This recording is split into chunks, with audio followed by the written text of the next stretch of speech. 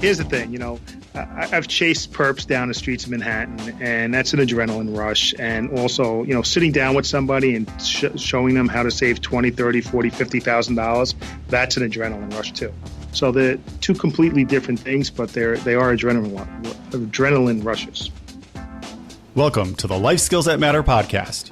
I'm Stephen Worley. I teach people like you the most crucial life skills to prepare you for the future of work. The new job security means creating your own work. Designing your own work has never been easier, but the key to your success lies in your ability to manage yourself. I never thought I would work for myself, and yet here I am 17 years later, happily unemployable. I want the same for you too. Want more job security? Ready to work on your terms? Go to lifeskillsthatmatter.com/get started.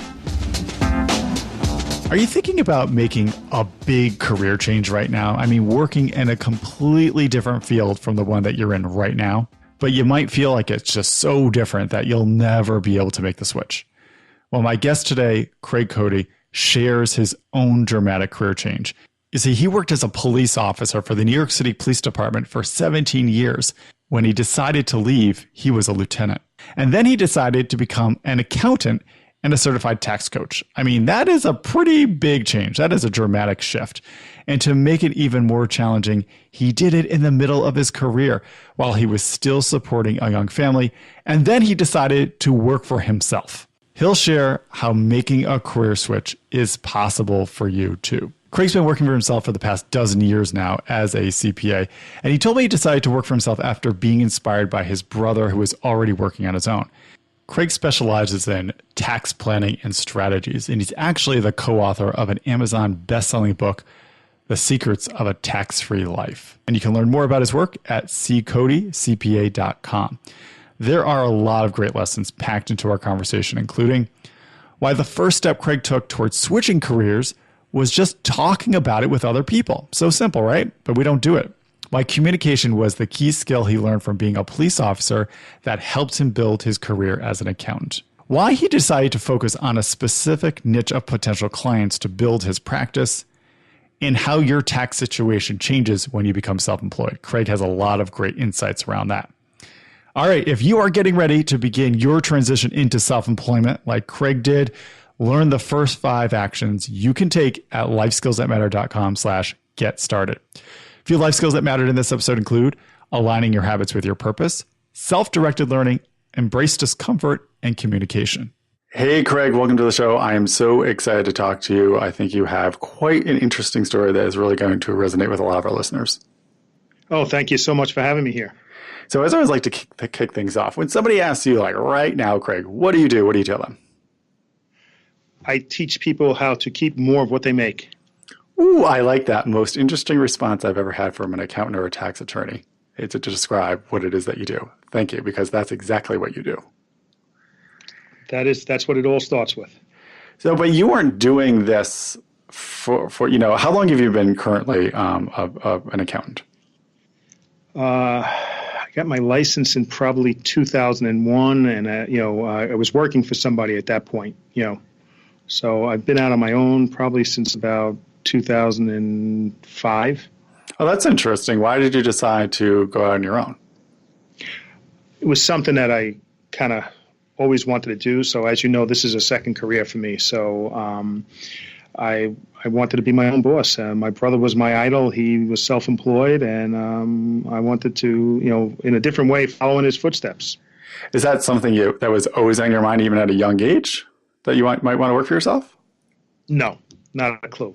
Okay, now we'll tease the listeners, because I think you chose an amazing profession, but not necessarily the profession that you think of in terms of having a lot of freedom over how you get to work. What were you doing as your first career? My first career is I was a New York City police officer for 17 years, rising up through the ranks to the position of lieutenant. Wow. And what were you doing? I mean, what were you kind of investigating? What was your beat? I worked all over, mostly Manhattan. I was a cop in Manhattan. I was a sergeant. I ran, I was on patrol. I was in the intelligence division. I actually, for a short period of time, I ran a joint federal fugitive task force. Wow. So I did a lot of different things, all enforcement related pretty much. I mean, this is so. I'm not sure if I've interviewed somebody with. It's almost like it's two completely different career paths. It's almost like you wanted to try it all and you're doing it. Why make that change when you decided to retire to get into or leave the police force to get into accounting? At some point, probably maybe 10 or 15 years into it, I was, civil service, you have to kind of wait, for tests to come up before you could advance. Yeah. And I think I waited almost 10 years between sergeant and lieutenant for the test.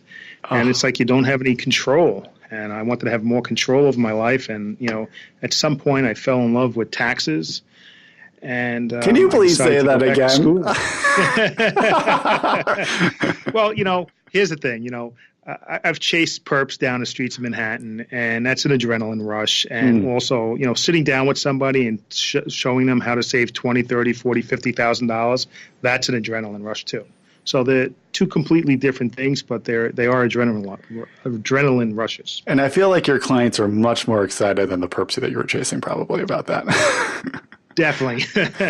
And I think a lot of things when people are going into such a different profession, they're kind of like, I want to scratch this itch. I think this is something I really want to explore, especially when you get into your midlife. A lot of people really like freeze up and get scared. And they're like, I could never do this. They just all this doubt. And you have so many more responsibilities at that point in your life.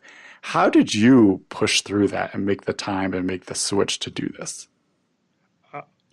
I told people about it. I told people what I wanted to do. So it kind of kept me, I didn't want to kind of be a failure.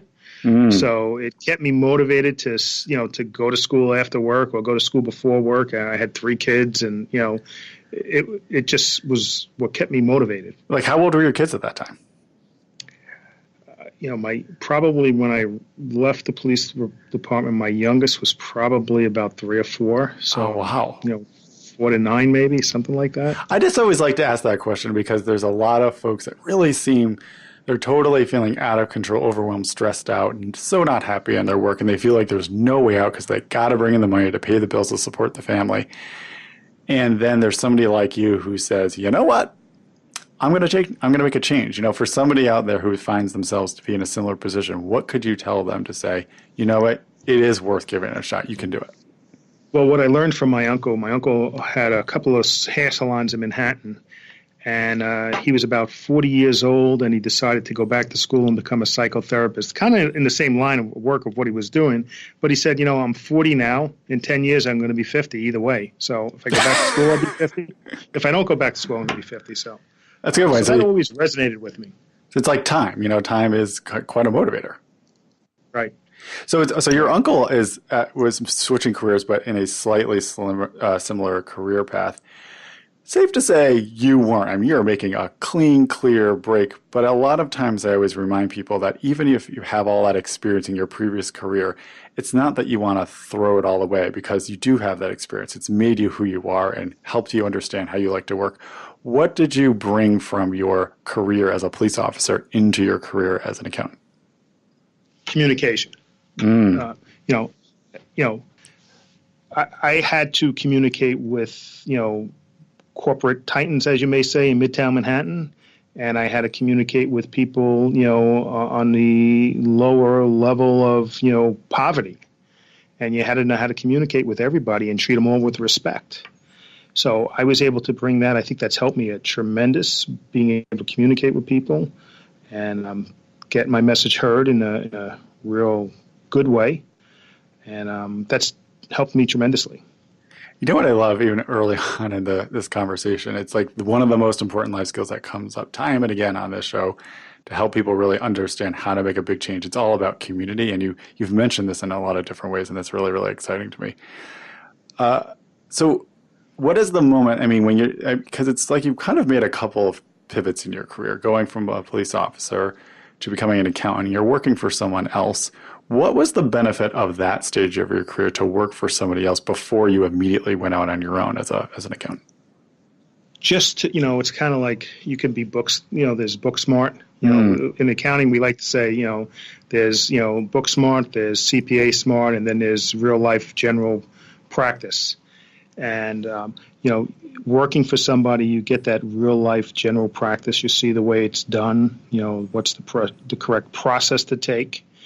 It's just experience, just like everything else we do. I almost think that maybe some of us don't even think that way, but I would imagine police work is a lot of that. It's on the job training constantly. Things are always changing. So maybe you don't even realize what a special skill that is, that you understood that that's the best way to probably learn any new skill or any new career path. Right. I probably did not realize that's that. Huge. Yeah. Like I said, I was lucky. I worked for what I call and I'm very biased here, but the best police department in the world, the most beautifully trained police department in the world. So I learned a lot from doing that and the people I worked with. And like I said, back to communication. Yes, they are. I'm very happy for the New York City Police Department, who made me a very happy guy when I was living in New York City and kept me safe. So thank you. It's a big part of the reason why I was able to live there for so long.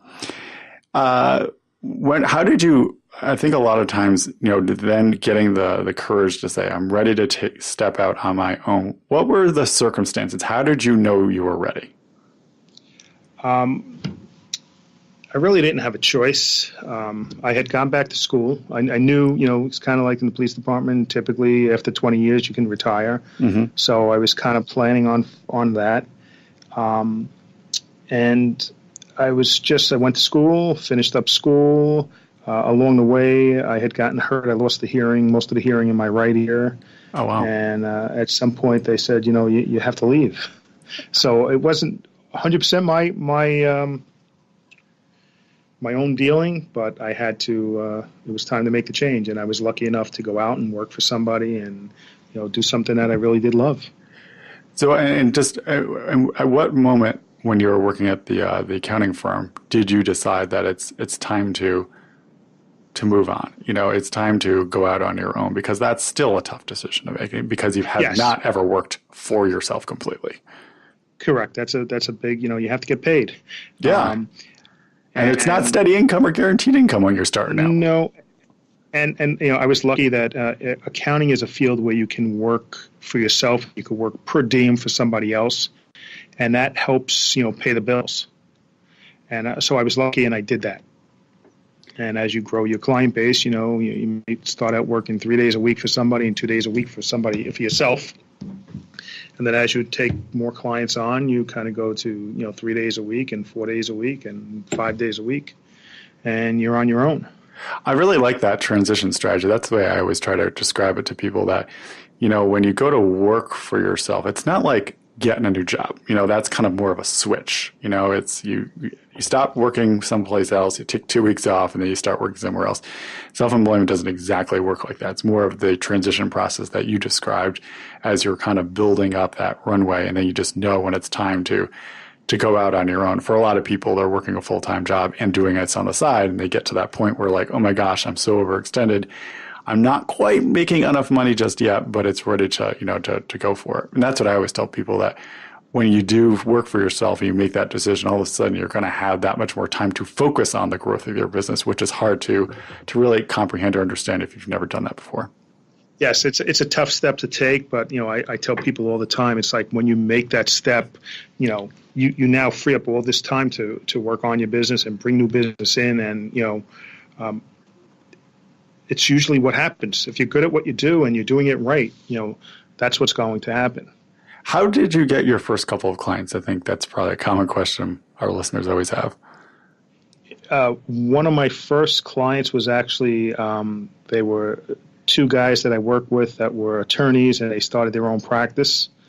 And it was just kind of natural, like, of course, you're going to take care of the accounting. And then it was just word of mouth, people I knew. I would say in the beginning, all of my clients came from referrals from people in the police department that I knew. So they weren't, I've always focused on, business owners and small businesses and stuff like that. Not focused on just doing individual tax returns. So in the beginning, a large portion of it came from referrals from people that I worked with that knew people and that were in business or, starting a business, and it came from there. You're bringing up another awesome lesson. I'm always telling people that when you're starting out, even if you have a lot of opportunity, you really got to focus on a niche. Like we all got to pay our taxes, right, Craig? You know, you can go after anybody in the greater New York City area. You chose a specific niche. Like why that niche and how did you choose it? Well, originally, I wanted to focus a lot on estate planning and estate taxes, and then they kind of changed the rules on us, and they upped the limits. To make the story much shorter, tax planning is a lot like estate tax planning. So you figure out ways that you could legally do things and reduce your taxes. And I got involved with a group, and I did a lot of training and started practicing it, and with good results and making people happy, and make people happy. They refer you to other people, and here we are today. Yeah, I mean, why do you think that? I mean, a lot of times it's hard to wrap your head around the idea of just focusing on a smaller group of people rather than going after everyone. Why is that a better strategy? Somebody that I know distantly always says the riches are in the niches. Mm-hmm. Okay, it's true. So anyone can fill out a tax return. Okay, you're a commodity at that point. Having some type of expertise that not everybody has makes you not a commodity, and allows you to really provide more value and hopefully charge what you're worth. And as somebody who is a small business owner myself, taxes do get a little bit more complicated than when I was just filing them as an employee. So I am very thankful for my accountant and my tax attorney. That's right. It makes a big difference. So when people start working for themselves for the first time, their tax situation does completely change from being an employee, which is a little bit simpler. What are some of the key areas of paying your taxes or managing your taxes that are different from being an employee that somebody's going to work for themselves for the first time should be aware of from the get-go? Well, number one is when you're working for somebody, they're automatically taking the tax out of your check. Mm-hmm. So when you're self-employed, you actually have to write that check or make that electronic payment. But the big thing really is, choosing the right entity to work in, and what do you mean by figuring that? out, are you a sole proprietor, are you a partnership, an LLC, a corporation, an S corporation? Depending on what you're doing, all right, and what your life situation is, can make the difference between which entity is going to be the most tax efficient for you, and how you should choose it. So most people they talk to the attorney and they said, all right, I'm going to form an LLC, or I'm going to form a corporation or an S corporation or whatever, without taking the time to think about it and maybe communicate with their accountant, CPA, based on what's really best for their situation. I remember when I was paying my taxes for the first year, it was somewhat challenging because it was done so differently. As you were saying, nobody was taking, the government wasn't taking, or another entity wasn't taking taxes out of what I was being paid. My pay was also irregular. I wasn't getting a steady paycheck. I was getting income and, small bits here, large bits there. And the concept of having to pay estimated taxes on a quarterly basis was very new to me. And I didn't always know how much to pay. And I ended up saving a lot of money in order to, that first year just to make sure I had enough to pay my taxes. What are some strategies to help somebody through that process? You know what I'm saying? It's such a different way to prepare and manage and pay your taxes. Right. I mean, one strategy is take a certain percentage of every dollar that comes in and put it into a special tax account. Mm-hmm. And then forwarding that every quarter to the government, or forwarding a portion of that every quarter to the government. And then, if you owe money at the end of the year, at least you have a nest egg, that's totally devoted to taxes set aside. So that's for somebody starting out, that's a good strategy. So I just want to kind of circle back in terms of when you started working for yourself. I think a lot of times people also struggle with all of a sudden it's exciting. You get to use your time any way you choose. And for a big part of your career, it was very organized in terms of how you were going to work, when you were going to show up, when you were getting off. When you started working on your own for the first time, how did you begin to manage your time? Did you just do it out of brute force, or did you have any system or tactics for yourself? When I first started, I had no systems or tactics. Just threw in the deep end of the pool. I'd wake up and I'd start working, and at the end of the day, I'd go home, and then after the kids went to bed, I'd start working some more till 12 o'clock at night and start the whole cycle all over again. So you worked. Can't do that anymore. Yeah. So how did you, I mean, it sounds like, I think a lot of us do that when you start working for yourself for the first time. You just work too much. Yeah. Because how do you start to manage that a little bit better? Because it is an unsustainable way of running a business. Yes, you definitely get burnt out if you do that. Well, it's really, cash flow and, feeling that the cash flow is okay, that I don't need to be doing this 24/7. And it lowers the anxiety that we all may have. And then you could kind of cycle back a little bit. And then obviously you start hiring people, and, there's everything that goes along with having employees. But I think just cash flow, it's all about cash flow. So at this point, in a way that you feel comfortable, when you were working at a firm for somebody else doing accounting, are you making more or less than working on your own? Are you working fewer hours in a relationship in terms of what you're making? Oh, all of the above. I work when I want to work. Obviously definitely making more than I was working someplace else. Otherwise, if you're not making more money or having a tremendous amount of free time, the headaches that go along with being your own boss are not worth it. So there's a financial reward. There's a time flexibility reward. There's, depending on what you're doing. We had a deep clean in our office over the weekend. So, I had people in here cleaning and doing the carpets and everything like that. So, I came in Saturday afternoon just to check on things. And I came back in on Sunday to check on things that, if I was an employee, I wouldn't have to do. But it's my business. And I have the flexibility when I want to leave early during the summer and go out on the boat, I go out on the boat. So it's kind of like a give and take. Yeah, it's an interesting trend. I love asking this question. At least my own little anecdotal evidence from the research that I've been doing, it seems about 2 to 3 years after leaving your job and setting up your own shop, that people on average say they make double what they were making when they left their job. You look at a lot of small business owners. Why do you think that's the case? That you're going to make more money doing the same kind of work, but doing it on your own? Well, because number one, not everybody is willing to do what it takes to work on their own. Some people like to go in, do their 8, go home, and forget about it. When you're in your own business, there's always something in the back of your mind.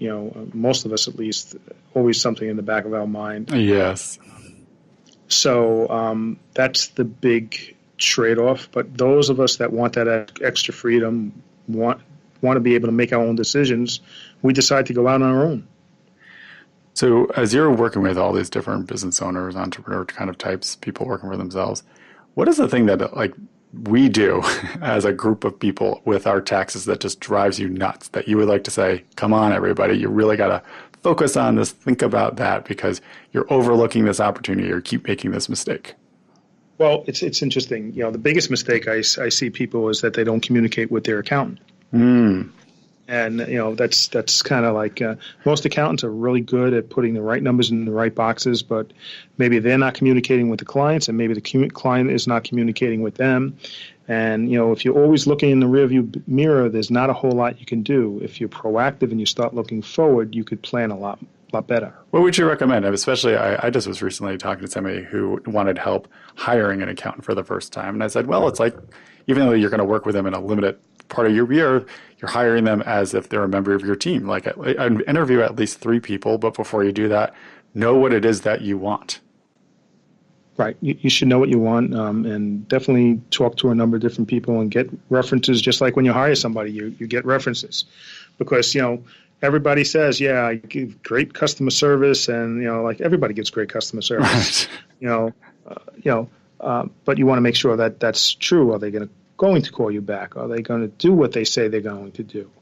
It's not just signing them up and forgetting about them until April or May, So I tell people, you want to be working with somebody who's going to communicate with you, even when you're not going to communicate with them. And most people, look at, tax and accounting as an expense part of the business. I look at it as an income part of the business, where if you start planning, okay, you could save money and turn it into an income versus an expense. Could not agree with you more. I can't tell you how many times another accountant or somebody I'm talking to be like, oh my gosh, I can't believe how much you're spending on your accountant, your tax attorney. And I'm like, I agree with you. I said, that is part of my income stream. You know what I mean?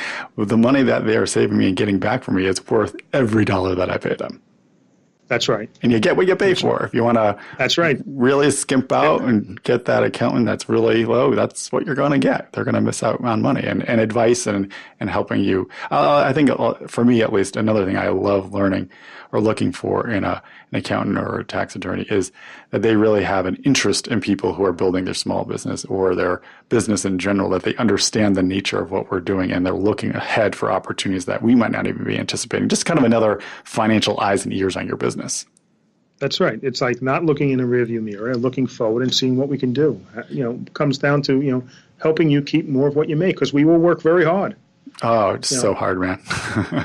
Hey, I'd love to get a sense for how you work and how you think about work, because we're always trying to inspire people, that you can design your own work now. So I just want to ask you a bunch of quick questions, just looking for a gut response, all right? Sure. What time do you wake up every day?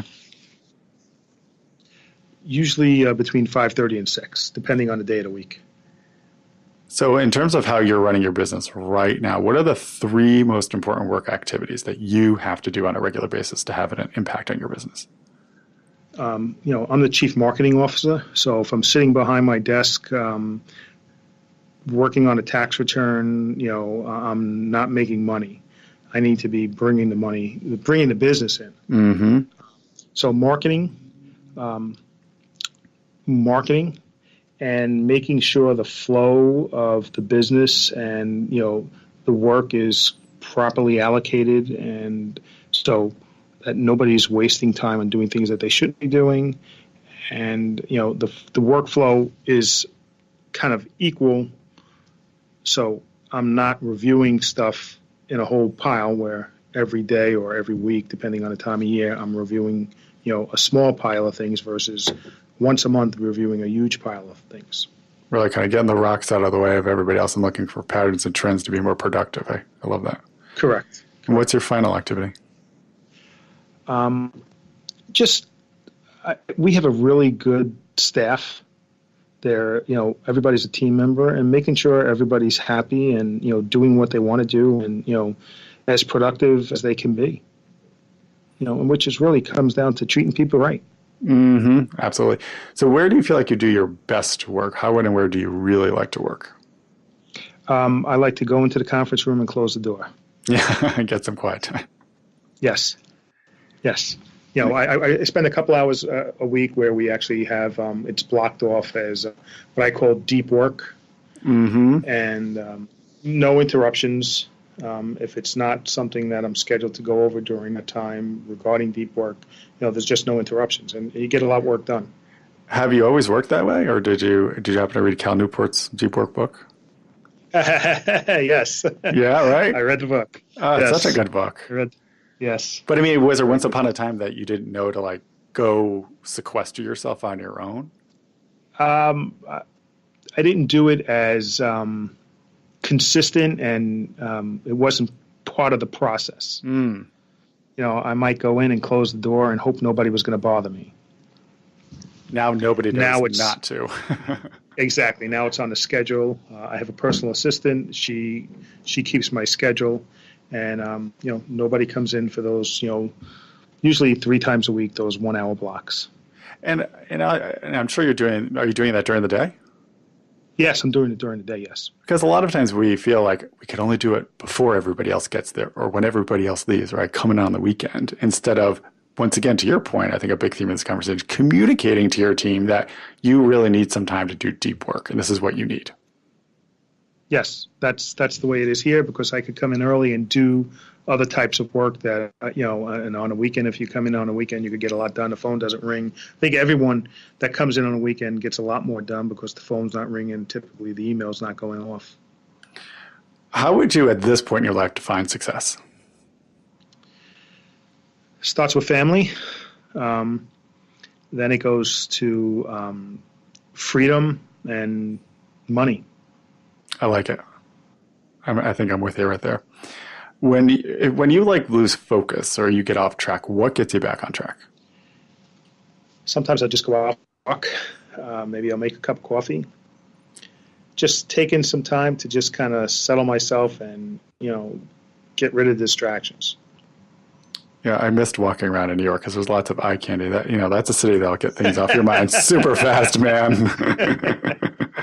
Yes. I'm about 20 miles outside of Midtown Manhattan, which couldn't take me an hour to get into. Yeah, I've been there. That's true. But yes, the scenery is very nice, and you're like, yeah, but the craziness is over there. It's nice and quiet over here. So, hey, what's your business goal for the next 90 days? I know it's out of tax season. Hopefully, things have calmed down for you. Continue to grow our business. Enjoy the summer. And, keep taking on good new clients that appreciate what we do. I really appreciate that you said enjoy your summer, because I really think we overlook the time that we need to recoup and restore. And that's actually one of those opportunities that really helps you become more productive overall. Oh, yes. I mean, after tax season, I went away with my wife for about 5 days. And, just getting away, your mind gets to relax, and, you start to think about things differently, and you come back and you're definitely much more productive. And do you make that a ritual every year to go away after tax season's over? Yes, we usually, sometimes we go away during tax season. Usually right around March 15th, right after the corporate deadline, we'll go away for maybe a long weekend or something like that, just to get away. But yeah. That's smart. If you can, you need to, and you don't have to go far. It's true. You just need some downtime just to relax in whatever way you can with whatever your budget allows. Yeah. Before I let you go, some coaching advice. Once again, talking to somebody who is, in midlife, they have 2 young kids, they're working hard, they do have a business idea, but they just don't know how to make the time to get started on it because their life is just so busy already, but they really want to give it a shot after listening, especially to somebody like you. What are a couple of actions that they could take to start getting that ball rolling? Well, I mean, definitely start it while you're still working someplace else, and, figure out a way to integrate it so you can do that. Keep your expenses as low as you can. Too often people have to go out and spend all this money on all these things that they really don't need. Mm-hmm. Use that money, keep that money for a runway when you actually do make the leap from, working somewhere else to working full-time on your business. And do you have any guidelines, any recommendations about how long, how many months you should save?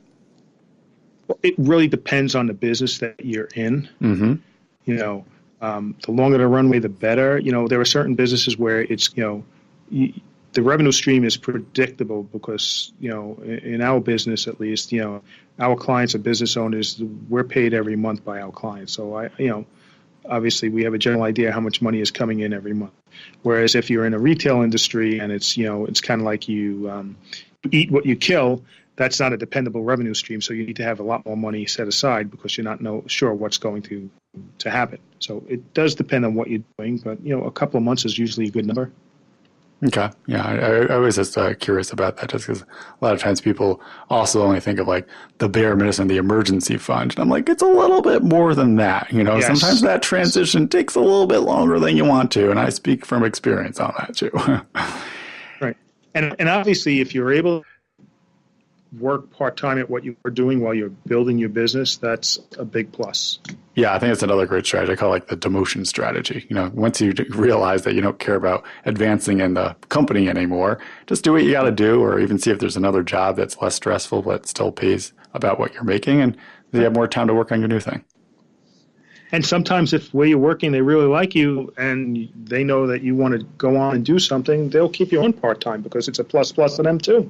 I hear that time and again. So many times people are afraid to even ask, and I'm like, I've almost never heard of somebody, if you're doing a good enough job, to your point, they want to keep you there, however they have you.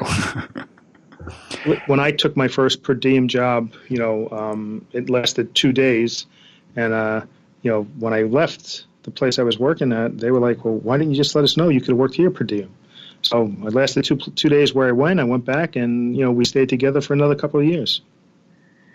Hey, thank you so much for all the awesome advice. I feel so calmer in myself and confident about your my accountant and doing my taxes. And so I think your clients are very lucky. But where can we send folks to learn more about everything you're working on? We'll have a link on your show notes, and it's www.craigcodyandcompany.com/life skills. And there'll be a box there they can fill out and get a copy of our book, 10 Most Expensive Tax Mistakes That Cost Business Owners Thousands. That is awesome. And that's definitely a book I'm going to read because I'm sure there's something in there that I am not doing. So I can't wait to check that out. I'm sure there is. And then we'll have links to that, as well as how you can connect with Craig, as well as anything else that we talked about in our conversation in the show notes at lifeskillsthatmatter.com. Craig, I cannot thank you enough for your time today. I really appreciate it. Thanks so much. Thank you so much for having me. Appreciate it. If you've been a regular listener of the Life Skills That Matter podcast, thank you so much for your support. If you think more people should listen to it too, please consider leaving us a review on iTunes.